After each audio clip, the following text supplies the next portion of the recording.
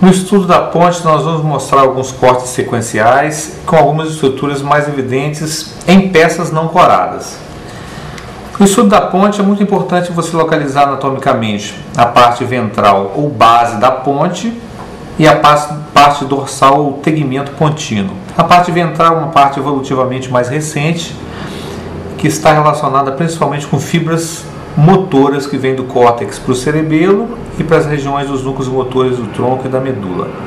A parte posterior é uma parte mais antiga, é uma parte filogeneticamente mais antiga, que se relaciona principalmente com os núcleos de nervos cranianos, conhecida como substância cinzenta homóloga pontina.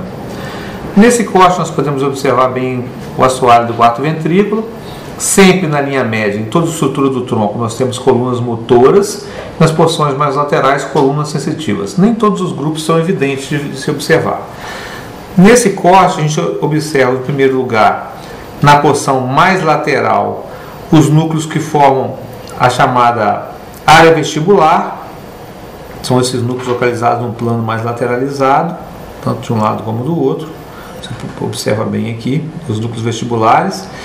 E você observa os núcleos trigeminais com os respectivos tractos. Nessa região a gente tem, no corte mais baixo, a porção mais alta do núcleo trato espinhal do nervo trigêmeo com o tracto em torno dele. Do lado, os núcleos vestibulares na chamada área vestibular.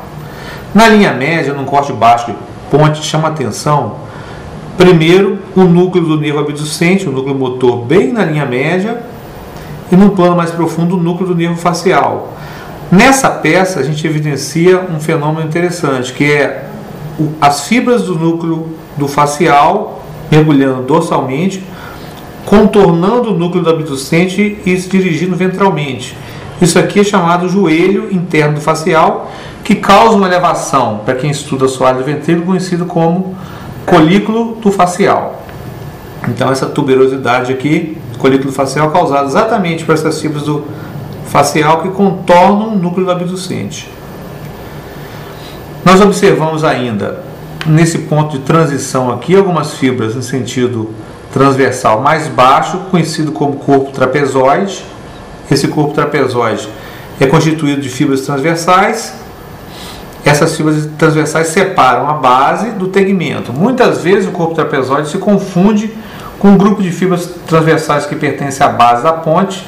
São chamadas fibras transversais à ponte. São fibras provenientes do córtex que cruzam o plano mediano a partir de sinapses em núcleos pontinos e vão em direção ao pedúnculo cerebelar médio. Na verdade, essas fibras transversais formam o pedúnculo cerebelar médio. São vias motoras importantes no controle e no ajuste motor. É muito difícil você separar nesses cortes o que é fibra transversal e o que é núcleo pontino, porque nesse plano, sem uma coloração específica, corpos neuronais e axônios se confundem. Então você vê o movimento transversal das fibras e algumas pequenas ilhas de substância cinzenta no meio.